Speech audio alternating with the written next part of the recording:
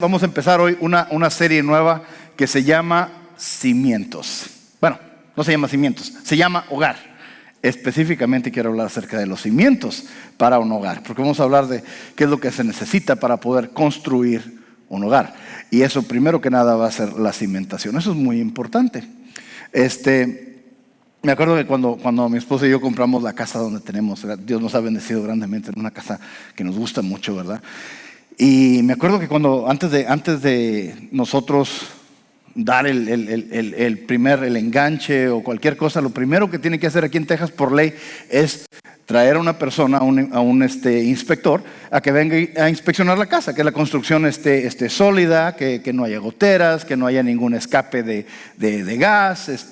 Y una de las cosas más importantes van a revisar que la cimentación esté bien. Me acuerdo que tenían una cosa que parecía era como una manguera, y la conectaban a una máquina y la ponían por todos los cuartos. Y entonces la prendían la máquina y supuestamente lo que medía eso era si estaba nivelada la placa y si había cualquier grieta o cualquier que no estuviera partida, ¿verdad? La placa era lo que estaban viendo. Porque pues muchas veces vemos la casa, no, pues es que tiene este tipo de fachada, o tiene el garage de este tamaño, o tiene la cocina así grandota, muy bonita, como ustedes pueden ver, me llama mucho la atención la cocina. Y tiene un lugar muy padre para hacer un gimnasio, que también me gustaría mucho, ¿verdad? Pero eso no importa ni siquiera dónde esté localizada la casa. Lo más importante es que la placa, la cimentación esté buena. De hecho, tenemos una amiga que tenía una casa en un local, en una colonia muy, muy, muy prestigiosa aquí en Laredo, y desgraciadamente se le partió la placa y tuvo que gastar cientos de miles de dólares para poder arreglarla, y luego después que la vendió, pues nadie se la quería comprar porque estaba reparada, se había partido la placa.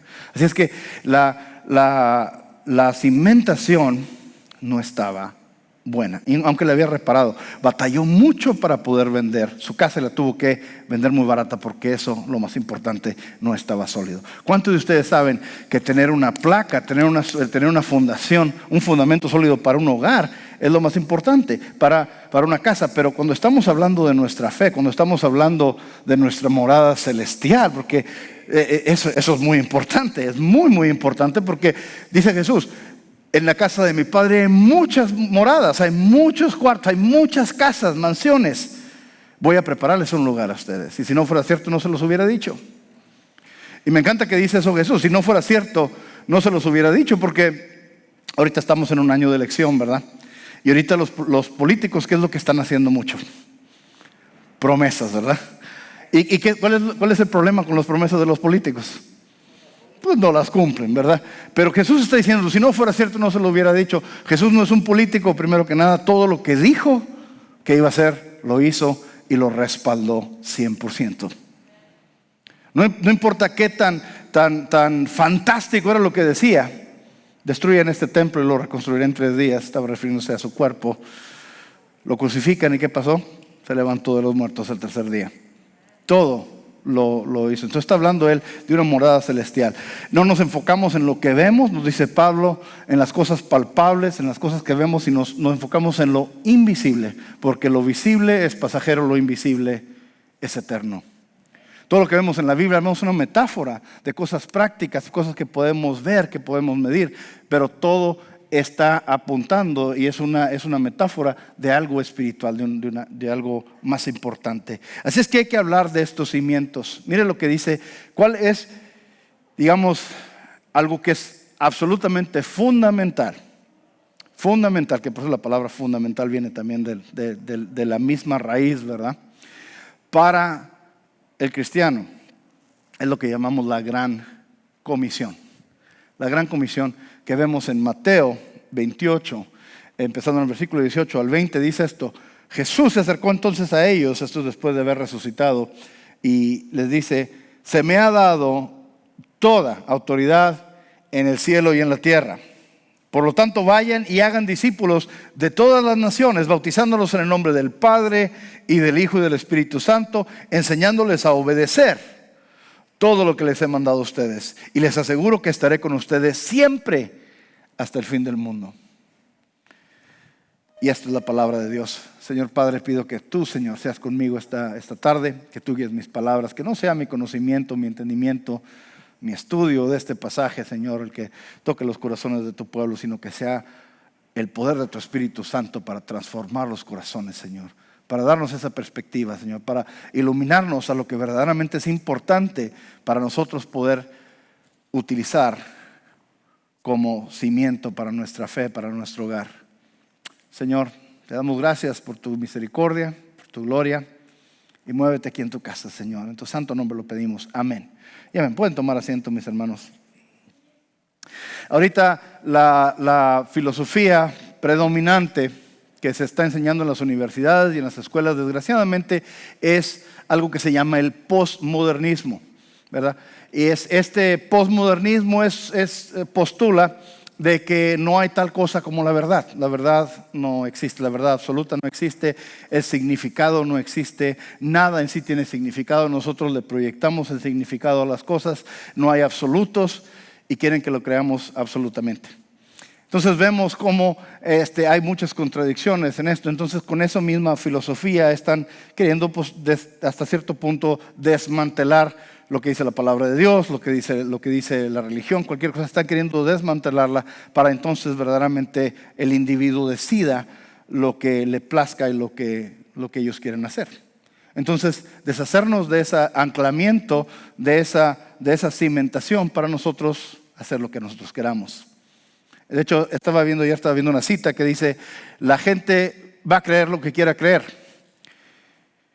Pero, dice, la gente va a creer lo que quiera creer y va a creer las cosas que justifiquen lo que quieren hacer. Y eso es lo que define nuestra realidad hoy en día.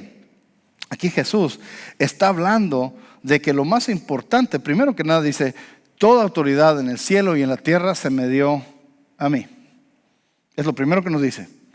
Toda la autoridad en el cielo y en la tierra se le dio a Jesús. Jesús tiene toda esa autoridad. Y luego dice: por eso, vayan y hagan discípulos de todas las naciones, bautizándolos en el nombre del Padre, del Hijo y del Espíritu Santo, y enseñarlos a obedecer todo lo que les he mandado. Y luego dice: y estaré con ustedes hasta el fin del mundo. Entonces, eso es lo fundamental, ir a ser discípulos, enseñarles a obedecer la palabra de Dios. No solamente nosotros obedecer la palabra de Dios, no solamente nosotros hacer discípulos, sino que nosotros tenemos que ser ejemplo para que esas otras personas se hagan ejemplo, para que hagan otros ejemplos y siga propagándose el mensaje de la palabra de Dios. Esto es, y luego dice: y estaré con ustedes hasta el fin del mundo. Muchas veces, especialmente como vemos cómo están tornándose las cosas aquí en el mundo, vemos lo difícil que es predicar la palabra de Dios.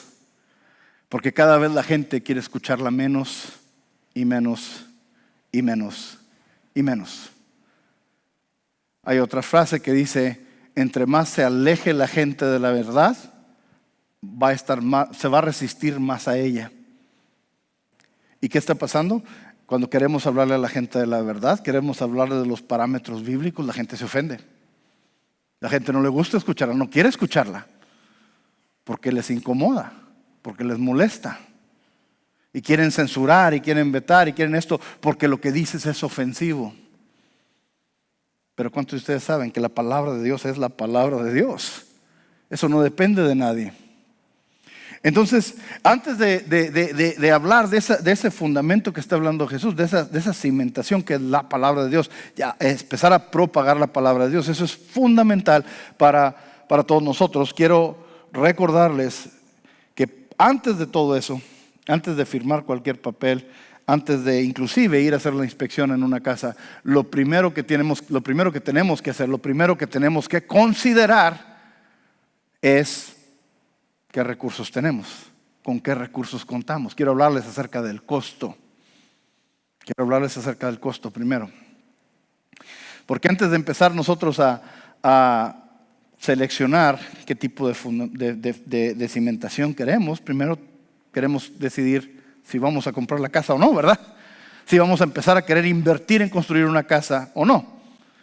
Y una de las cosas que hace Jesús antes de cualquier cosa, empieza inmediatamente a decirle a sus discípulos esto. Venía mucha gente que venía alrededor, multitudes como siempre estaban alrededor de él. Y lo primero que les dice Jesús, empieza a recordarles el costo de ser discípulo de Jesús. ¿Cuántos de ustedes saben que para poder entrar al cielo, primero tenemos que ser seguidores de Cristo? Claro que es algo que, como les digo, ya no es popular, ¿verdad? Ahora todos entran al cielo. Todos entran al cielo, todos se van al cielo. ¿Cuántos saben? Esto no es lo que dice la palabra. Y claro que la gente se ofende porque dice, bueno, pues ¿cómo que yo no voy a entrar al cielo? Todos quieren entrar al cielo, pero no quieren pagar el precio. Las grandes multitudes seguían a Jesús y él se volvió y les dijo, si alguno viene a mí y no sacrifica el amor a su padre y a su madre y a su esposa y a sus hijos y a sus hermanos y a sus hermanas y aún su propia vida, no puede ser mi discípulo. El que no carga su cruz y me sigue, no puede ser mi discípulo.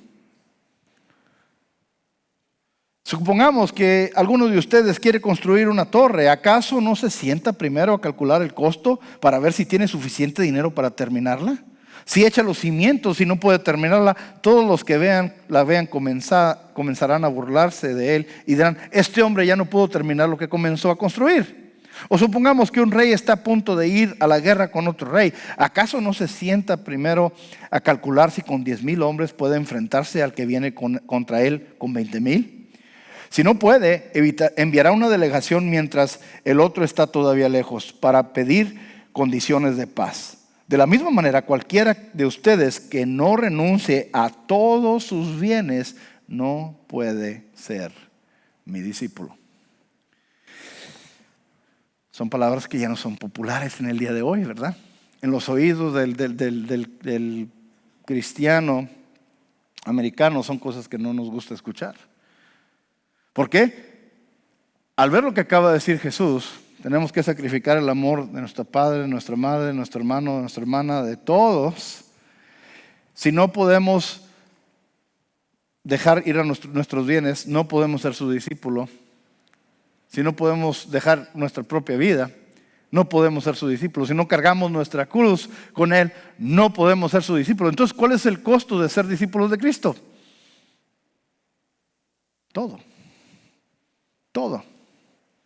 Para poder uno verdaderamente ser discípulo de Cristo, tenemos que darle la prioridad ¿a quién? A Cristo. Pero cuando nos enfocamos en estas otras cosas, es muy difícil nosotros apartarnos de esas cosas y soltarnos de ellas. Queremos traer todo lo que tenemos y luego agarrar a Cristo también a añadirlo a todo lo demás. ¿Cuántos saben que eso no funciona? Eso no es lo que dice la palabra de Dios. Tenemos que sacrificar todo eso. Tenemos que dejar todas esas cosas atrás. Primero es Dios y Dios solamente y solamente Él. El costo de seguir a Dios es entregar todo. Entregarnos completamente a Él. Porque ¿qué pasa? Si nos falta todo, pero tenemos a Dios, ¿qué tenemos? Si tenemos todo y nos falta Dios, ¿qué tenemos? Nada. ¿Qué es lo que dice Jesús? ¿De qué le sirve al hombre ganarse el mundo entero si se pierde a sí mismo?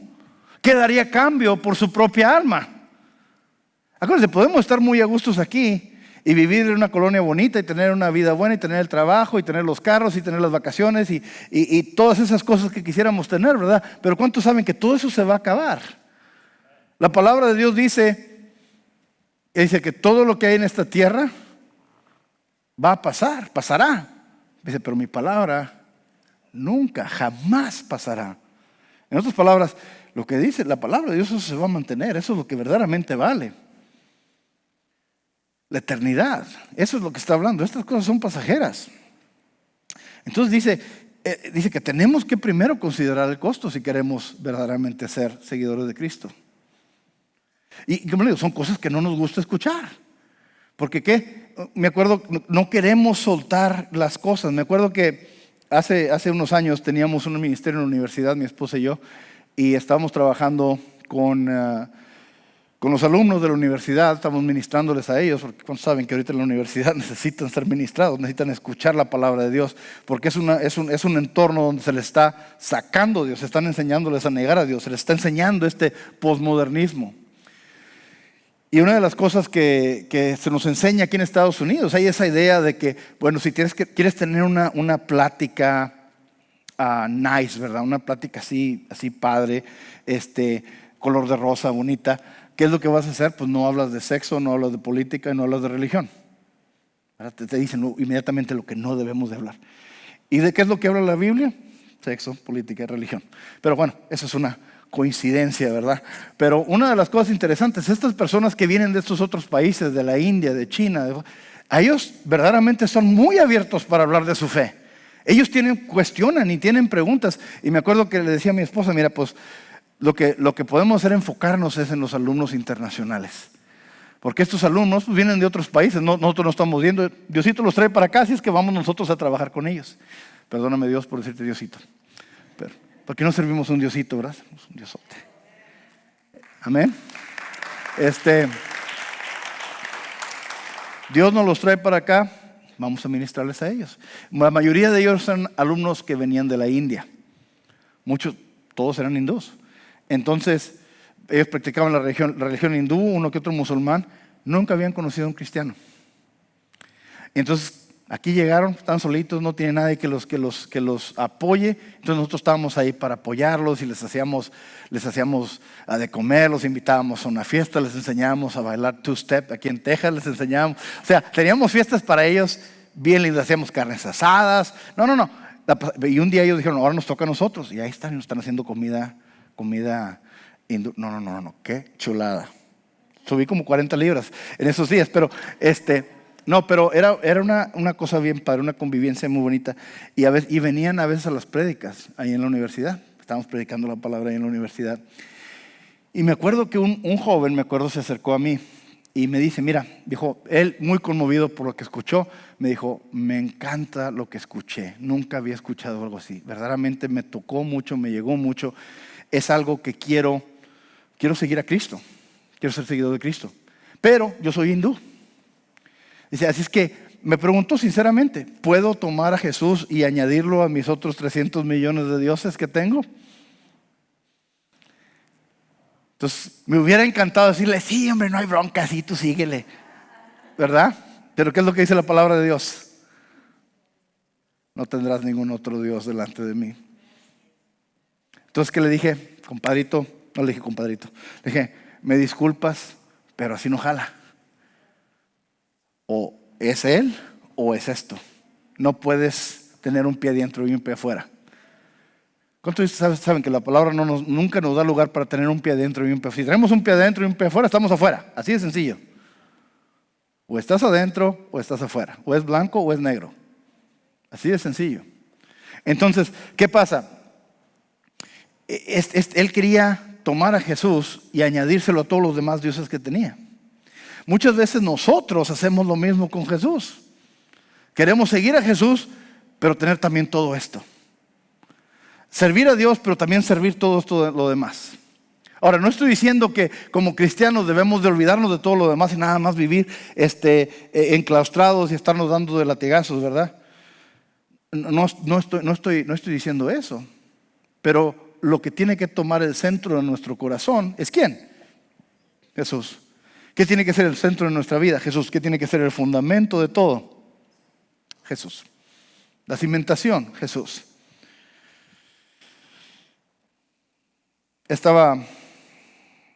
Entonces, esto es lo que tenemos que ver. ¿Qué tan importante es esta cimentación?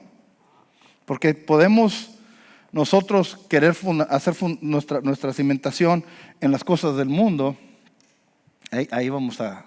No vamos a tener, no va a durar esto. Déjenme darles el ejemplo.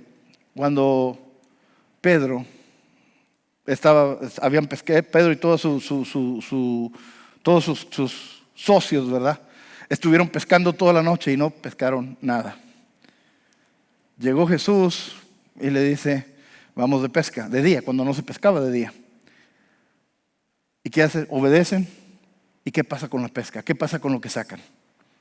Es una pesca milagrosa, ¿verdad? Algo que los mismos pescadores se dieron cuenta que era algo sobrenatural. Era tan abundante la pesca que les demostró, o sea, se dieron cuenta que este era verdaderamente no era cualquier persona con la que estaban hablando. Entonces, al sacar tanto pescado y sacar tanto, o sea, suficiente pescado como para poner su Red Lobster y decir, ok, ya me voy a dedicar aquí, ya voy a tener mi negocio, ¿verdad? Como muchos hubieran hecho. Pero ¿en qué se enfoca Pedro? No en el milagro, sino en el hacedor de milagros. Porque ¿qué hace? Deja sus redes atrás y va a seguir a Jesús. Porque entonces se da cuenta quién verdaderamente puede proveer. Por eso les digo, no podemos aferrarnos a las cosas de esta tierra, a las cosas terrenales, y olvidarnos de Dios.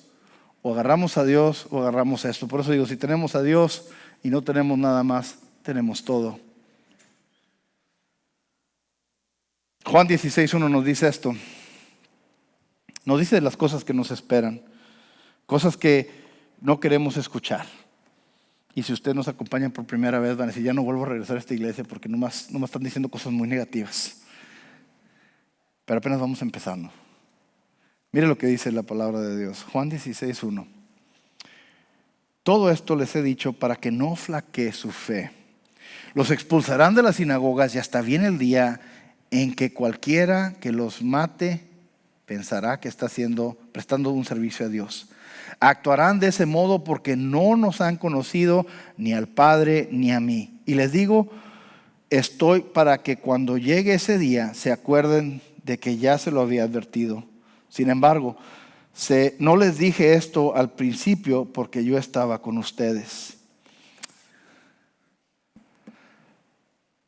¿Qué es lo que está diciendo? Jesús está despidiendo de sus discípulos y le está diciendo lo que les espera. Y le está diciendo, no, todos los van a aplaudir, les van a dar sus palmaditas en la espalda, ¿verdad? Y los van a recibir en todos lados. No, ¿qué le está diciendo? Van a empezar a experimentar lo que es la persecución. Los van a expulsar de las sinagogas, los van a golpear, los van a matar. Y los que los maten van a pensar que le están haciendo un favor a Dios. ¿Verdad? Ahorita vivimos en un tiempo muy interesante. No sé si usted se está dando cuenta qué está pasando alrededor de nosotros, pero espero que sí abra los ojos bien abiertos. Ahorita estamos viviendo en un tiempo donde hay una oposición a la verdad muy fuerte. Hay oposición a ideas muy fuerte. Ahorita el país está dividido como nunca lo había estado antes. Y estamos viendo esta guerra de un grupo contra otro grupo. Ahorita, por ejemplo, está la convención republicana, ¿verdad? Y están, hace unas semanas fue la convención de los demócratas. Y ahorita, las personas que están saliendo, estaba viendo un video hace poquito, un padre con su hija, una niña como de unos 13 años, lo estaba viendo ayer este video. El Señor, pues ellos andaban en la convención, andaban ellos muy patrióticos, con colores de rojo y blanco y azul, y la muchachita con su bandera americana. Y salieron y ellos iban corriendo porque estaba un grupo fuera esperándolos, un grupo grandísimo, todos vestidos de negra, de antifas, que los estaban persiguiendo y correteando para golpearlos, para hacerles daño. ¿Por qué está pasando esto? ¿Por qué está sucediendo esto? Inclusive, creo que anoche, una persona que estaban pro este grupo, digamos, de este grupo de los republicanos, otro grupo de Antifa mataron a un muchacho y estaban todos celebrando ahí alrededor de su cadáver porque lo habían matado. Y es lo que estamos viendo ahorita. Es lo que estamos viendo. Se está viendo esa oposición a puntos de vista. Simple y sencillamente porque no estás de acuerdo conmigo, voy a forzarte o voy inclusive hasta matarte porque no estoy de acuerdo. Y aparte voy a celebrar. Y lo estamos aceptando como cosa normal. Otro video que había, estaba una familia, estaban comiendo, unos amigos estaban comiendo en un restaurante y se les acerca todo un grupo de personas estos y estaban forzándolos a que levantaran la mano para que en protesta también. Y dicen, no lo voy a hacer. Y se hizo viral el video. Y todos forzándolos a que levantaran la mano. Y ellos, no quiero, no lo voy a hacer. Y forzándole y gritándole y diciéndole todo tipo de obscenidades para hacerle bullying hasta que se alineara con ellos. Gracias a Dios no lo hizo. Pero es lo que estamos viendo ahora. Es lo que estamos viendo ahora. Muy pronto, estos mismos grupos están escuchando la palabra de Dios, están diciendo que la palabra de Dios es ofensiva y debemos de censurarla. Muy pronto va a empezar a haber persecución, van a empezar a buscar cómo censurar la iglesia, cómo censurar lo que tiene que decir la Biblia. Inclusive quieren etiquetar la palabra de Dios como lo que le llaman hate speech, ¿verdad? Son lenguaje que habla odio contra ciertos grupos de personas. ¿Y qué quieren hacer? Quieren hacer que la cristianidad, el cristiano, que ser cristiano, el escuchar la Biblia, leer la Biblia, es algo que van a querer vetar y van a querer prohibirlo. Inclusive es lo que estamos viendo que está sucediendo. Y va a empezar esa persecución, lo estamos empezando a ver. Nosotros aquí en Estados Unidos estamos protegidos y chiflados hasta cierto punto porque no hemos encarado una persecución verdadera. Pero digamos, si usted es cristiano en Irán, en Arabia Saudita, en China, en Burma, ¿qué está poniendo en la línea cuando usted dice yo voy a seguir a Cristo? Está poniendo su vida en peligro. Inclusive muchos de estos alumnos que venían de la India se acercaban a Cristo y unos de ellos se acercaron y recibieron a Cristo como su Señor y Salvador y renunciaron a la religión que practicaban en su casa, y todo lo hicieron a escondidas de sus padres, porque el momento que sus padres se den cuenta que se hicieron cristianos, ¿qué va a pasar? Va a haber consecuencias muy fuertes. Pero ¿qué fue lo que estaban haciendo ellos? Ellos decidieron pagar el precio de seguir a Cristo. Pusieron a Dios en el lugar que le pertenece. Inclusive poniendo sus propias vidas en peligro, decidieron seguir a Cristo. ¿Qué ejemplo nos están poniendo a nosotros? ¿Qué ejemplo nos están poniendo a nosotros? Mire lo que nos dice Jesús cuando está hablando en las bienaventuranzas en el capítulo 5 de Mateo, que está hablando: bienaventurados los pobres de corazón, bienaventurados los mansos, bienaventurados los que buscan la paz, bienaventurados los que lloran, los que sufren. Estamos escuchando todo lo que está diciendo Jesús. Mire lo que dice al final, la última bienaventuranza dice, Mateo 5:10, dichosos los perseguidos por la causa de la justicia, porque el reino de los cielos les pertenece. Dichosos serán ustedes cuando por mi causa la gente los insulte, los persiga y los levante contra ustedes toda clase de calumnias. Alégrense y llénense de júbilo, porque les espera una gran recompensa en el cielo. Así también persiguieron a los profetas que los precedieron a ustedes. ¿Qué es lo que está diciendo Jesús? Alégrense, regocíjense, estén llenos de júbilo. ¿Por qué? Grande es su recompensa. ¿Dónde? ¿Aquí? No, en el cielo. Es para donde va la cosa, mis hermanos. Y usted decía, yo venía para que me animara, pastor, y ya le mató el rollo. Vino a darnos malas noticias. Espero que esto no sea sorpresa para usted. Esto aquí está en la palabra de Dios. Estamos viendo que están pasando todas estas cosas. No sabemos cuándo va a venir Jesús, pero la palabra, ¿cuántos saben que va a regresar? Dijo, voy a prepararles un lugar para venir por ustedes, para llegar por ustedes, para llevármelos a donde yo estoy. Es una promesa que tienen. Hay como 125 profecías en el Antiguo Testamento del nacimiento de Jesús, que se cumplieron todas, con lujo de detalle, todas se cumplieron, pero hay como 300 hablando de la segunda venida. Eso sacaba de onda mucho a los teólogos antes de Cristo, porque no sabían cómo o cuándo, pero después de que nació Jesús, nos dimos cuenta que esas estaban hablando de la primera venida y luego están las otras hablando de la segunda venida de Jesús. Él va a regresar por su pueblo. Así como se fue, va a regresar. No sabemos cuándo va a regresar, pero lo que nos dice la palabra es que ¿qué debemos de hacer? Debemos de estar listos. Dice que seamos sabios, que veamos las señales de los tiempos, ¿verdad? ¿Y qué nos está indicando los tiempos ahorita? Que todo va de mal en peor, que la gente cada vez se va desenfrenando más, que cada vez hay más persecución y más odio en contra de Dios. ¿Qué es lo que vemos hoy? O sea, vemos estas guerras, ¿verdad? Estos pleitos que hay, que contra los que están en contra del aborto y los que están a favor del aborto. Los que están en contra de esto y vemos las cosas bíblicas, fundamentos bíblicos. ¿Y qué? Y está en la balanza. Y esto cada vez hay más tensión y más tensión y más tensión. No debemos de asustarnos de que esto va a pasar. Esto va a pasar. Pero le dije todo eso para ver el costo de seguir a Cristo. Cuando una persona decide, doctor Salinas, quiero recibir servicios, quiero trabajar con ustedes, me gustaría que nos ayudara, nos asesorara o lo que sea. Lo primero que les digo, esto es lo que cobro. Esta es mi cuota, estos son mis honorarios. ¿Para qué les enseño primero el precio? Para que decidan si quiero trabajar con usted o sabe que no quiero trabajar con usted. Sus servicios son muy caros. Sus servicios son, ok, entonces ya deciden. No sabe qué, bueno, pues si no son de qué, bueno, pues si no, pues muy su rollo. No, ¿sabe qué? Mire, le recomiendo esto, puede ir a estos otros lugares y a lo mejor, y si no puede, mire, hay estos lugares donde pueden darle servicios gratuitos. No los dejo en la calle, les ofrezco opciones. ¿Sí me entienden? Pero les digo eso para que sepan que si es que verdaderamente va a querer esto, vamos entonces a trabajar, vamos a hacer trámites, vamos a hacer lo que tengamos que hacer para trabajar y empezar la relación como pacientes, como paciente y médico. A lo que voy es esto. Primero tenemos que considerar el costo si queremos seguir a Cristo o no.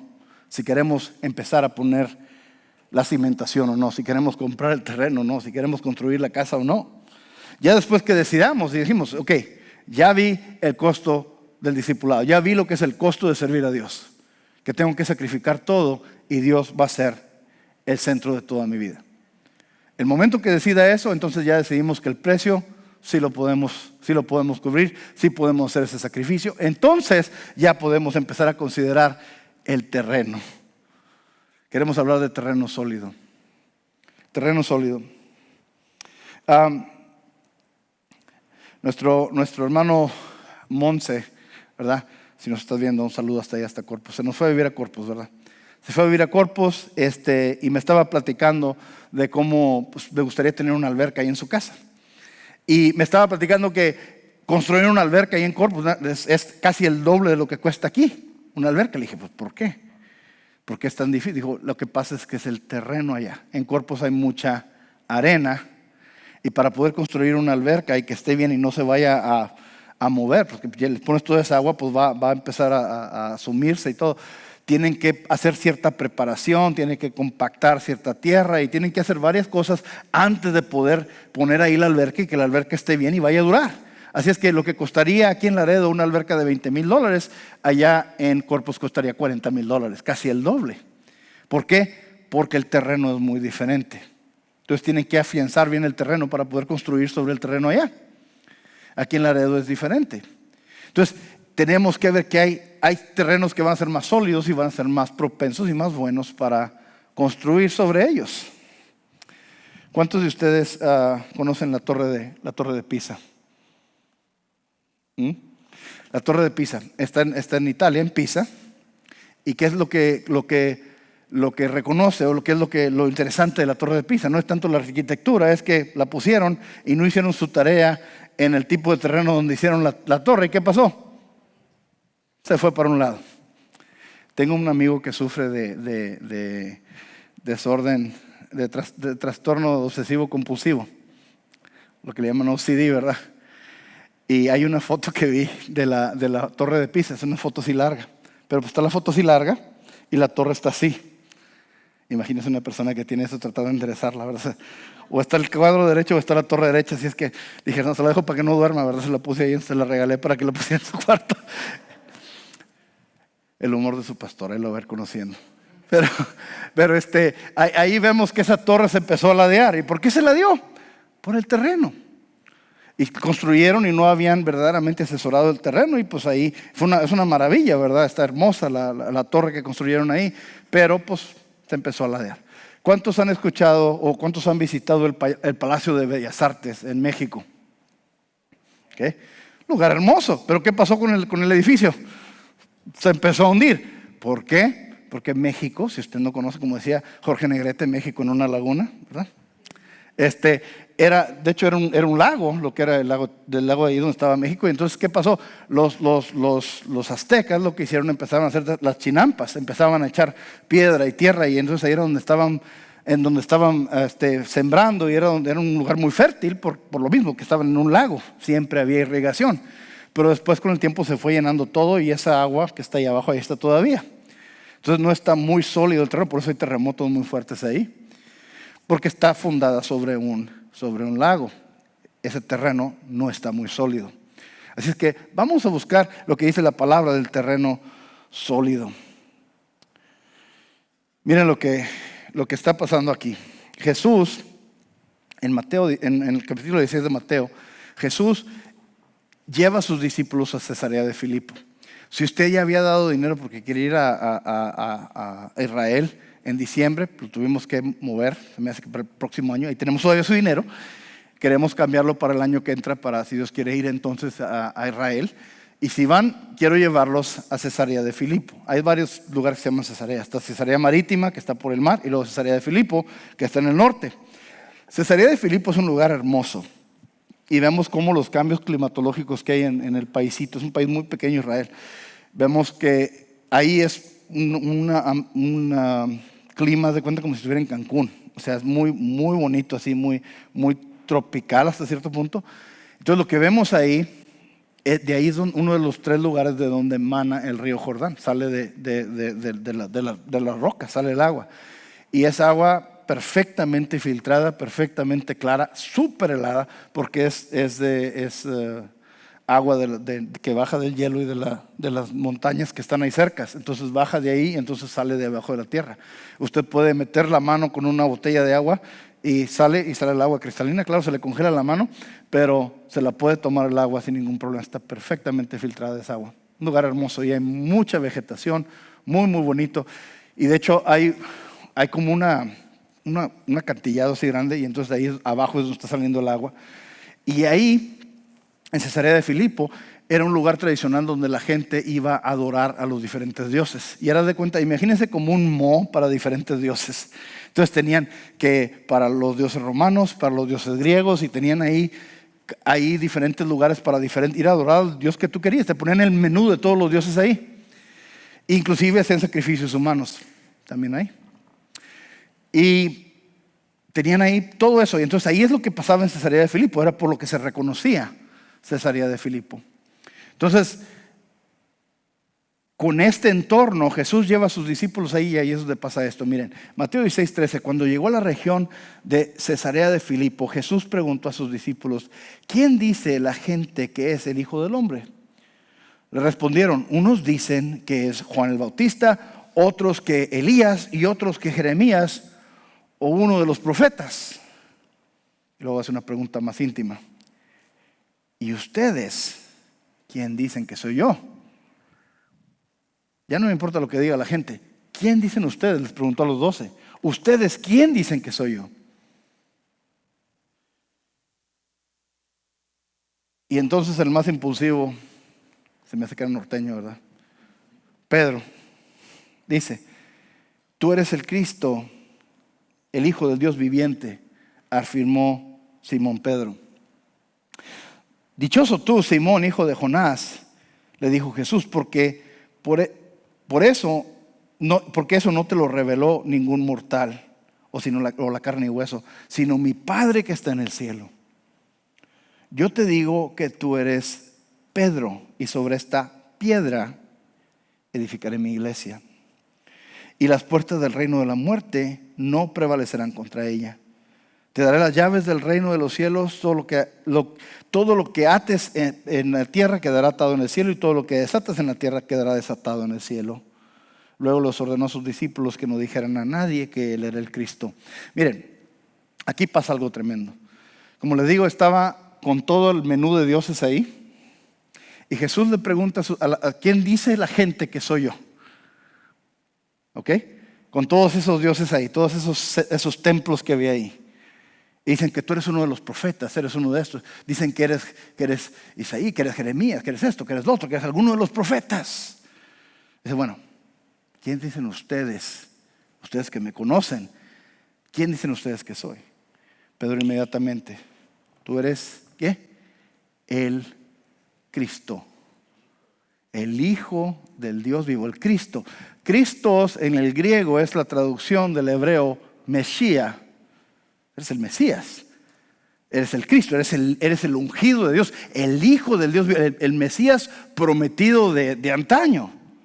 Tú eres el Hijo de Dios. Está declarando Pedro esto.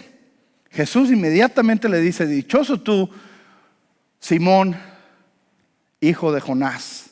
Dice, porque eso no te lo reveló la carne y el hueso, sino que mi Padre que está en el cielo te reveló eso.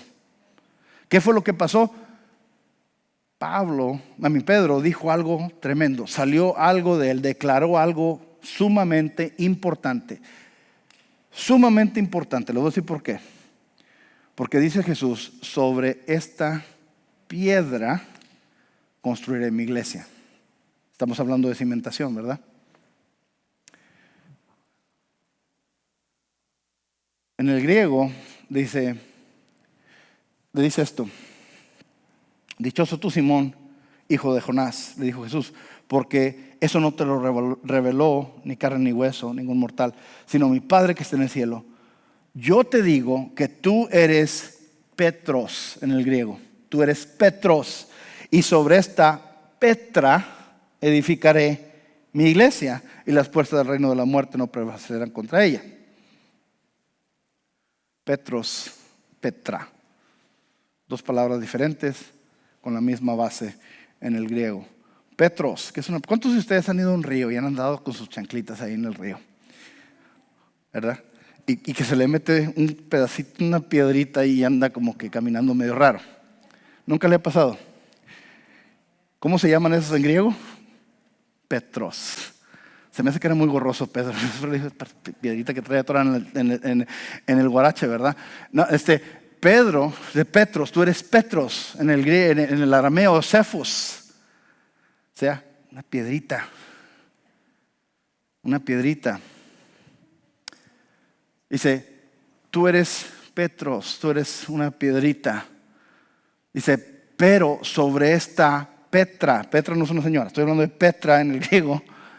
Petra significa la piedra, la base, la fundación, el cimiento, esa laja grandísima que está ahí. Ahí dice, eso es Petra. Lo que acabas de decir, sobre lo que acabas de declarar, eso voy a utilizar como la cimentación, y sobre eso voy a construir mi iglesia. ¿Ok? Si usted va a la ¿cómo se llama? A la Basílica de San Pedro en Roma. ¿Okay? Nosotros estuvimos ahí en Roma hace muchos años, estuve ahí con mi esposa, pero no nos dejaron entrar porque decidimos ir un diciembre 25 y estaban haciendo la misa de Navidad afuera, así es que cerraron la Basílica de San Pedro, no pudimos entrar. Pero si usted le hace como yo y ve las fotos, adentro en la cúpula está, de hecho, este pasaje está escrito con unas letras en latín, ¿verdad? Dice que a Pedro se le entregaron las llaves y que porque sobre esa roca se construirá la iglesia. Entonces, la teología o el entendimiento del católico, por ejemplo, de la iglesia católica, es de que Pedro fue el primer papa y que sobre Pedro se va a construir la iglesia, ¿verdad? Sobre él. Entonces él es el primer papa, es el fundamento de todo eso. Pero lo que está diciendo aquí es no tanto la persona de Pedro, sino lo que acaba de declarar, que Jesús es el Mesías. Eso es la roca sólida. Eso es donde va a construir su iglesia. Si ese tipo de cimentación es bueno para la iglesia de Cristo, ¿qué tanto más no será bueno para nuestro hogar? Para nosotros mismos. La verdad de que Jesús es el Cristo, que Jesús es el Hijo de Dios. Él es el Mesías. Él es el que vino a pagar el precio de nuestro pecado, que nosotros no lo podíamos pagar.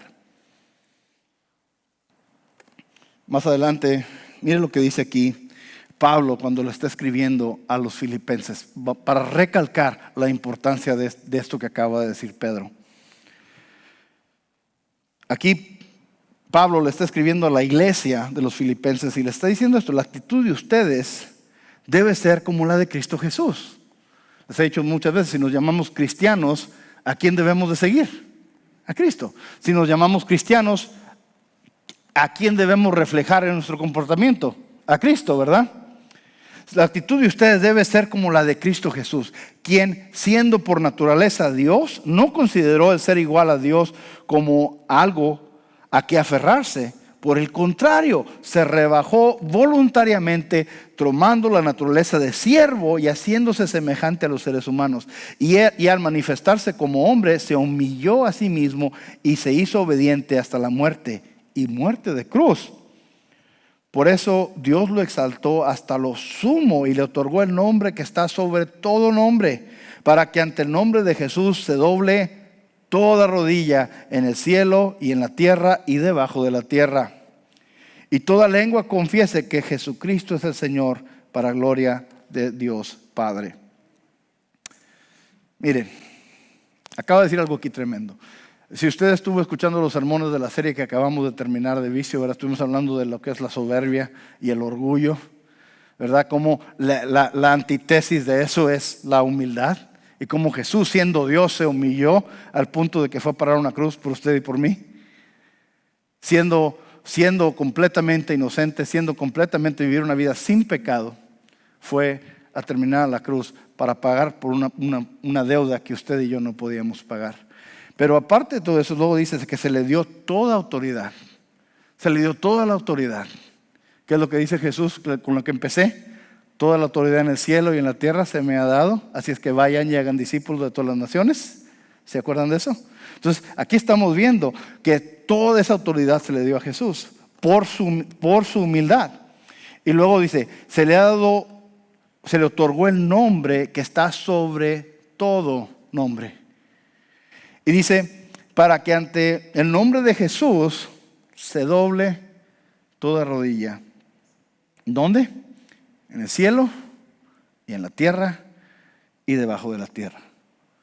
En otras palabras, y dice, y la otra cosa, y que toda lengua confiese que Jesucristo es el Señor, para gloria de Dios el Padre. Miren, estoy hablando de la segunda venida de Jesús, ¿verdad? Cuando vino la primera vez, ¿dónde nació Jesús? En un pesebre, en una cueva, en Belén. ¿Quién se dio cuenta? Los pastores, que nadie les ponía atención, nadie les creía.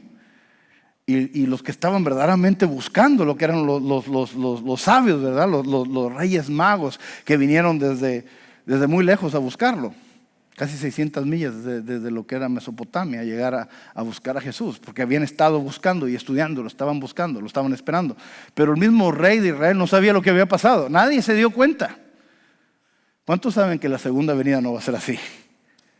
Va a venir con toda su gloria, con todo su poder, con todo su esplendor. Inclusive la palabra nos dice, y vi el cielo abierto y en él un jinete en un caballo blanco. Y en su cabeza había muchas coronas y sus hojas eran como fuego. Y vemos ahí la descripción que nos da Juan en el libro de Apocalipsis.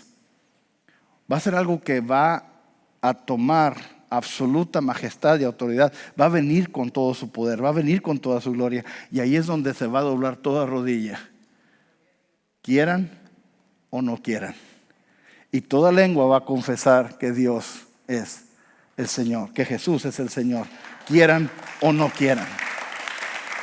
¿Ok?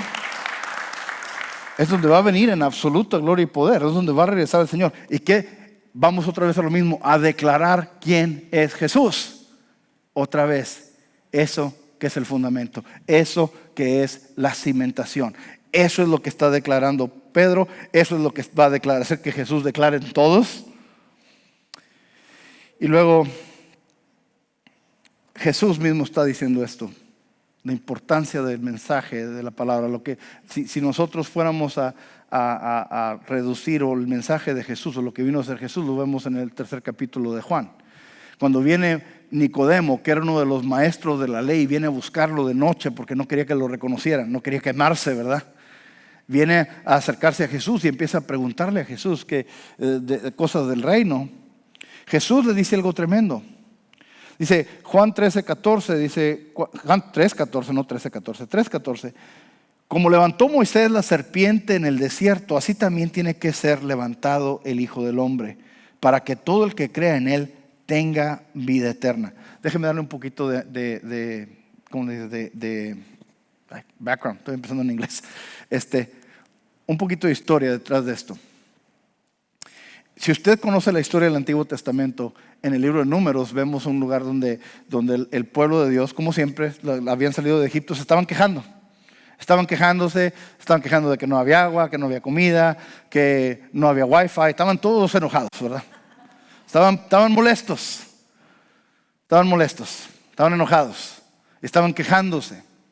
Estaban murmurando, quejándose de Dios y de Moisés y de todo lo que estaba haciendo. ¿Y qué pasa? Empiezan a salir serpientes por todos lados y los empiezan a morder y se empiezan a morir mucha gente. Moisés viene despavorido, empieza a pedirle a Dios, empieza a interceder por el pueblo, decir, ¿por qué no los mates, no los deshagas? Perdónalos, y le dice, ve y haz una serpiente de oro y ponla en una vara y ponla, y cuando vean esa serpiente se van a sanar. Entonces, pues, cuando levantó Moisés la serpiente en el desierto y la gente la veía, se empezó a sanar. Cuando usted ve, por ejemplo, una ambulancia o usted ve cualquier cosa que significa la carrera de medicina, ¿qué es lo que va a ver? La varita con la serpiente. ¿De dónde viene? La palabra de Dios. El caduceus, ¿verdad? Que le llaman. Entonces eso viene de aquí, de la palabra de Dios. Y vemos ahí, dice, cuando el Hijo del Hombre, mira lo que dice, como levantó Moisés la serpiente en el desierto, así también tiene que ser levantado el Hijo del Hombre para que todo el que cree en Él tenga vida eterna. ¿Cómo se va a levantar? En la cruz. Lo van a levantar crucificado. Miren, porque tanto amó Dios al mundo que dio a su Hijo unigénito para que todo el que cree en Él no se pierda, sino que tenga vida eterna. Dios no envió a su Hijo al mundo para condenar al mundo, sino para salvarlo por medio de Él. El que cree en Él no es condenado, pero el que no cree ya está condenado por no haber creído en el nombre del Hijo unigénito de Jesús. Esta es la causa de la condenación, que la luz vino al mundo, pero la humanidad prefirió las tinieblas que a la luz, porque sus hechos eran perversos. Pues todo lo que hace lo malo aborrece la luz y no se acerca a ella por temor de sus obras, que sus obras queden al descubierto. En cambio, el que practica la verdad se acerca a la luz para que se vea claramente que ha hecho sus obras en obediencia a Dios. ¿Vemos lo que está diciendo aquí? Dice, nos está diciendo que vino ¿a qué? A salvarlo. No, Jesús no vino a juzgar al mundo, vino a salvarlo. El juicio viene después, es la segunda venida. Pero vino a salvarnos. Por todo el que crea en Él como Señor y Salvador, entonces va a tener ¿qué? Vida eterna. Y el que no cree, pues no va a tener. Los que decidieron, voy a pagar este precio, voy a pagar este costo, voy a ser discípulo de Dios, voy a obedecer su palabra. Y los que dijeron, no me conviene. ¿Verdad? Miren, y ahí es donde vamos. O sea, siempre va a haber una decisión. Tengo tantas personas, especialmente mis intelectuales, mis alumnos de maestría, a veces me preguntan, como pastor, o sea, ya en privado, no en clase, generalmente me preguntan eso. Entonces, ¿cómo un Dios bueno puede mandar a la gente al infierno? Para que los crea, para que los hace, si ya sabe, si es omnisciente y sabe, ¿para qué los crea? ¿Para qué hace a la gente y los va a mandar al infierno? ¿Verdad? Como si Dios fuera arbitrario de esa manera. Lo que estamos aquí viendo es que Dios nos da la opción de obedecerlo, pero también nos da la opción de no obedecerlo. Pero ¿cuántos de ustedes saben que cada acción tiene consecuencias? Y lo que está diciendo aquí, los que no quieren obedecer, los que no quieren someterse, pues entonces ¿de quién es la culpa? Yo les digo a mis alumnos, Dios no manda a nadie al infierno. La gente se manda solita al infierno. Y Dios muchas veces quiere otra vez llamarnos, y quiere llamarnos, y quiere llamarnos, y no queremos, y no queremos. El infierno es el precio para una persona terca. Solito se lo lleva para allá. ¿Verdad? Miren, nunca usted ha hablado con un alcohólico o ha discutido con un alcohólico. Quiere decirle que es alcohólico, quiere hacerlo ver que es alcohólico. ¿Qué va a decirle el alcohólico? No, yo no, son todos. La culpa de todos los demás, menos yo. No, es que los alcohólicos, es que el alcohólico, mira, yo no soy alcohólico porque pues, yo tengo trabajo, los alcohólicos no tienen trabajo. Y siempre se van a sacar con algo, ¿verdad? ¿Y cómo van a terminar? Con cirrosis, muertos, esto. ¿Por qué? Por su propia terquedad. Claro que ya la adicción les afecta su forma de raciocinio, ¿verdad? Pero ahorita, mientras todavía tenemos la habilidad de escoger, y decidir, ¿voy a servir a Dios o no? Entonces ahí es donde está la salvación. Miren, ahora vamos a lo que es el constructor sabio. Ya vimos lo que es el costo de seguir a Dios. Ya vimos lo que es, lo primero que tenemos que buscar es la tierra firme, ¿verdad? Lo que es, ¿y cuál es la tierra firme? Es la declaración de quién es Jesús. Por eso empecé con la gran comisión, de enseñarle a la gente, hablarle a la gente, hacer discípulos, ayudarles a que ellos también tengan esa misma cimentación. Pero ahora quiero hablar del constructor sabio. Porque miren lo que está diciendo Jesús. Jesús tenía a un grupo de gente muy, muy grande que estaba escuchándolo. Y esto es lo que les dice, dice una de esas palabras difíciles de digerir. Y yo sé que hoy este día fue ese día, ha sido un día donde estamos viendo muchos temas escabrosos, ¿verdad? Que no nos gusta tocar. Pero es importante estudiarlos porque es donde está la verdad, la palabra de Dios. Mateo 7:21 dice esto: no todo el que me dice Señor, Señor, entrará en el reino de los cielos. Déjenme leérselo de nuevo por si no les cayó el 20. No todo el que me dice Señor, Señor, entrará en el reino de los cielos, sino solo el que hace la voluntad de mi Padre que está en el cielo. Muchos me dirán en aquel día: Señor, Señor, no profetizamos en tu nombre, y en tu nombre expulsamos demonios e hicimos muchos milagros. Entonces les diré claramente: jamás los conocí, aléjense de mí, hacedores de maldad. No sé usted, pero como conozco yo las escrituras, este es uno de esos pasajes que son los más, así como que es un cubetazo de agua helada, ¿verdad? Como que de por sí me como las uñas, imagínense, ¿verdad? Es un pasaje de esos difíciles de digerir. Porque miren, fue Tim Keller en su libro que se llama La razón de Dios, The Reason for God. Es un excelente libro. Y estaba mencionando ahí Tim Keller que si vemos lo que están diciendo aquí, que profetizamos en tu nombre, expulsamos demonios en tu nombre, hicimos grandes milagros. ¿Cuántos de ustedes les gustaría profetizar en el nombre de Dios? Y poder ver que se expulsen demonios y poder ver grandes milagros. Personas sanadas, vidas cambiadas, matrimonios restaurados. ¿Cuántos les gustaría ver todo eso? Lo vemos, es el sueño de todo cristiano, ver esas grandes señas y prodigios, pero aún a esos les va a decir: apártate de mí. Porque no se trata en hacer esas cosas. Claro que eso va a venir con la palabra de Dios, pero eso dice que no profetizamos en tu nombre, y en tu nombre expulsamos demonios e hicimos grandes milagros. Pero la clave aquí era el nombre de Jesús. ¿Cuántos saben que hay poder en el nombre de Jesús? Esas cosas pasaron porque estaban utilizando el nombre de Jesús, no por quién las estaba haciendo. Jesús es muy celoso con su nombre. Por eso no utilizarás mi nombre en vano, el nombre de Dios en vano, ¿verdad? Entonces, ¿qué pasa? Estas personas, dice, no todo el que me llame Señor, Señor, entrará al reino de los cielos, sino solo aquellos que hacen ¿qué?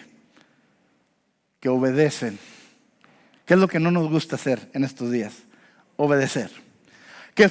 ¿Por qué no nos gusta seguir la palabra de Dios? Porque no nos conviene, porque no me gusta, porque sí, es que yo no estoy de acuerdo con eso, pastor. Es que bueno, eso fue antes, eso ya no se aplica hoy. ¿Quiénes van a entrar al cielo? Los que obedecen la palabra de Dios. ¿Cuántos de ustedes saben que la palabra de Dios no cambia? Que Dios no cambia, es el mismo ayer, hoy y siempre. Diga lo que diga la gente, cambie la opinión de lo que diga la mayoría. Si digamos que eso ya es anticuado, que eso ya no se practica hoy, que eso ya no queda. La palabra de Dios no cambia. Son las mismas cosas, nos guste o no nos guste. Miren, y luego dice aquí esto, luego dice esto Jesús aquí: jamás los conocí, aléjate de mí, hacedores de maldad. Y luego dice algo tremendo: por lo tanto, todo el que me oye estas palabras y las pone en práctica es como un hombre prudente que construyó su casa sobre la roca. Cayeron las lluvias, crecieron los ríos, soplaron los vientos y azotaron aquella casa con todo. La casa no se derrumbó porque estaba cimentada sobre la roca. Pero todo el que me oye estas palabras y no las pone en práctica es como un hombre insensato que construyó su casa sobre la arena. Cayeron las lluvias y crecieron los ríos y soplaron los vientos y azotaron aquella casa y ésta se derrumbó y grande fue su ruina. ¿Ven la diferencia entre las dos casas? Dice, una fue un constructor sabio. ¿Qué fue lo que hizo? Prudente, sabio. Fue y escarbó y cimentó su casa sobre la roca. ¿Y qué pasó? Subieron los ríos, vinieron los vientos, vinieron los problemas, les cortaron la luz, perdieron el trabajo, lo dejó su mujer, lo dejó su esposa, sus hijos desobedecieron. Los problemas de la vida vinieron y pasaron todos estos problemas, estas dificultades de la vida. ¿Pero qué pasó? La casa se mantuvo firme porque estaba cimentada sobre la roca. La otra casa que no estaba cimentada sobre la roca, como el constructor insensato que fue y construyó sobre la arena, que no tenía cimentación. ¿Qué pasó cuando vinieron los problemas? Se vino abajo la casa. Las dos casas pasaron por problemas. La diferencia es que una sí estaba bien cimentada y la otra no. ¿Cuántos de ustedes saben que servir a Cristo no nos ausenta de los problemas?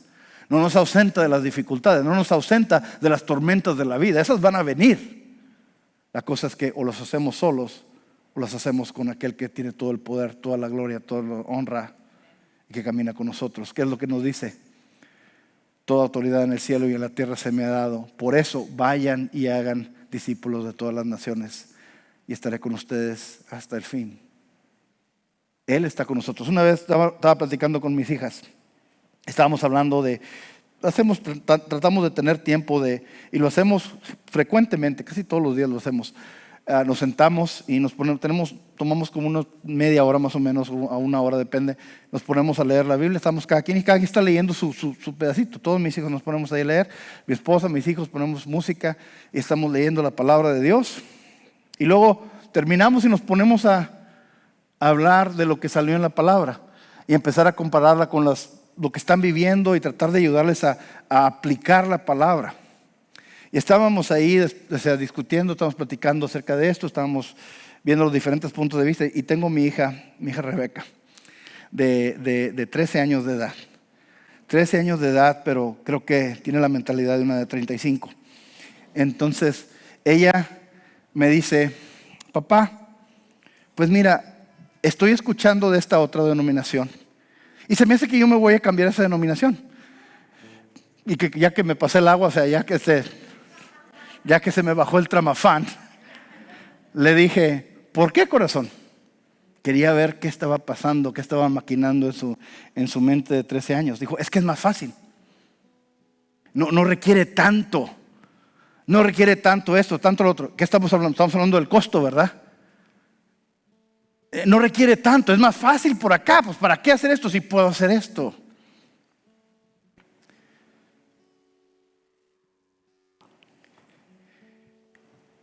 Vamos a lo mismo.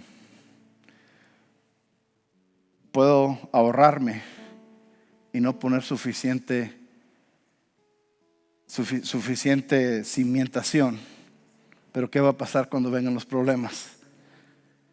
Había un anuncio en los 80s, para ver cuántos de ustedes todavía se acuerdan, ¿cómo se llama? El Salvo, el lavatrastes. Decía, Evelyn Lapuente decía, Salvo, acción lavatrastes. Lo barato sale caro, decían muchos. ¿No se acuerdan de eso? ¿Verdad? Lo barato sale caro. Los jovencitos no se acuerdan, pero nomás sí les digo, en la historia sí era cierto, eso pasó. Lo barato sale caro. Si ella quería invertir poco en su cimentación, en a quién iba a seguir, y cómo iba a vivir su vida para Dios, entonces ella me está diciendo que se le hace más fácil, mejor, vamos, no quiero tomar algo que me vaya a costar a mí mucho. Pero ¿qué es lo que va a pasar? Lo barato sale caro, porque no vas a tener cimientos fuertes. La cosa es tener los cimientos como deben de ser para estar bien plantados en la palabra de Dios. De hecho, cuando Josué estaba a punto de entrar a la tierra prometida, para conquistarla. Ya había estado ahí 40 años antes, había ido con los otros 11 espías y habían visto toda la tierra y habían estado 40 días ahí y regresaron y eran unos que él y Caleb dijeron, sí, vamos por ellos, vamos a tomar la tierra, sí se puede, ¿verdad? Los otros 10 dijeron, no, hay gigantes, hay ejércitos grandísimos, hay ciudades amuralladas, no vamos a poder. Nosotros somos una bola de esclavos y estos tienen ejércitos profesionales, no podemos contra ellos. ¿Se acuerdan de ese pasaje en el libro de Éxodo? ¿Y qué dice? Entonces, ¿qué pasa? 40 años después, él está ahí, una de las pocas personas que sobrevivieron esos 40 años y está a punto ahora de tomar mando del pueblo de Israel y empezar la campaña para conquistar esa tierra prometida. Y está viendo las imposibilidades físicas que hay ahí, el costo que va a tener que pagar. Se ve imposible. Pero mire lo que le dice Dios. Josué 1:6, sé fuerte y valiente, porque tú harás que este pueblo herede la tierra que les prometí a sus antepasados. Solo te pido que tengas mucho valor y firmeza para encarar a los enemigos. No dice eso, ¿verdad? Mire, solo te pido que tengas mucho valor y firmeza. ¿Para qué? Para obedecer. ¿Con qué batallamos más?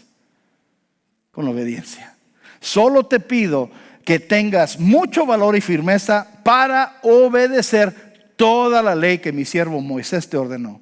No te apartes de ella para nada. Solo así tendrás éxito donde quiera que vayas. Recita siempre el libro de la ley y medita en él de día y de noche. Cumple con cuidado todo lo que en él está escrito. Así prosperarás y tendrás éxito. Ya te lo he ordenado. Sé fuerte y valiente. No tengas miedo ni te desanimes, porque el Señor tu Dios te acompañará a donde quiera que vayas. Toda autoridad en la tierra y sobre la tierra se me ha entregado a mí. Vayan y hagan discípulos de todas las naciones, bautizándonos en el nombre del Padre, el Hijo y el Espíritu Santo. Y yo estaré con ustedes hasta el fin. Ven cómo todo esto se junta. Lo que tenía enfrente Josué era algo imposible en los ojos de los hombres, pero completamente posibles con la mano de Dios. Lo que nos está dejando Jesús a nosotros hacer es hablar de la verdad, hablar de este fundamento, llevarle a otras personas que no tienen ese anclamiento, que no tienen esa cimentación, llevarles la palabra de Dios para que ellos también la tengan. Eso es lo que nos encargó Dios a nosotros, ir a predicar la palabra de Dios. ¿Y cómo lo vamos a hacer? De una manera sobrenatural, porque Él camina con nosotros. Vamos a ponernos de pie para terminar el día de hoy.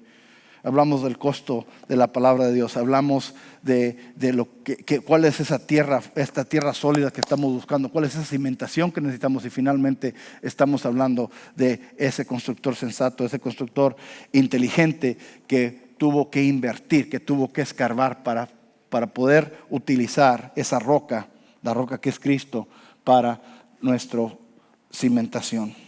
Josué, ya después, si nos vamos al final del libro de Josué, ya después de haber conquistado la tierra prometida, ya después de que Dios le había dado victoria tras victoria tras victoria, y donde las cosas se veían imposibles, y aún así Dios les daba victoria, siempre y cuando estuvieran obedeciendo. Porque si vemos también claramente en el libro de Josué, cuando desobedecían, ¿qué pasaba? Los ejércitos más pequeños los vencían así, porque no iban con el poder de Dios.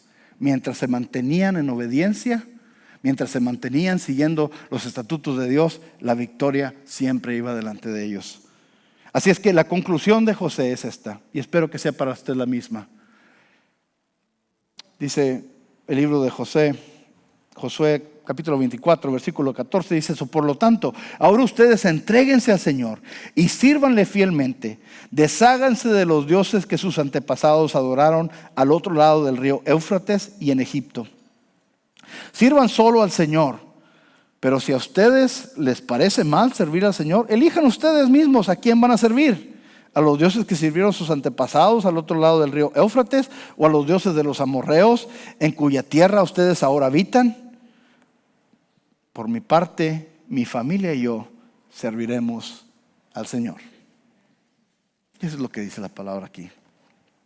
La conclusión de José: ustedes sirvan a quien ustedes quieran servir. Si no quieren servir a Dios, eso es muy su rollo. Esa es la traducción Salinas, ¿verdad? Es muy su rollo, es su bronca. Dice, pero yo y mi familia, yo y mi hogar serviremos al Señor. ¿Qué es lo que está diciendo? Mi cimentación es servir a Dios. Es la palabra de Dios.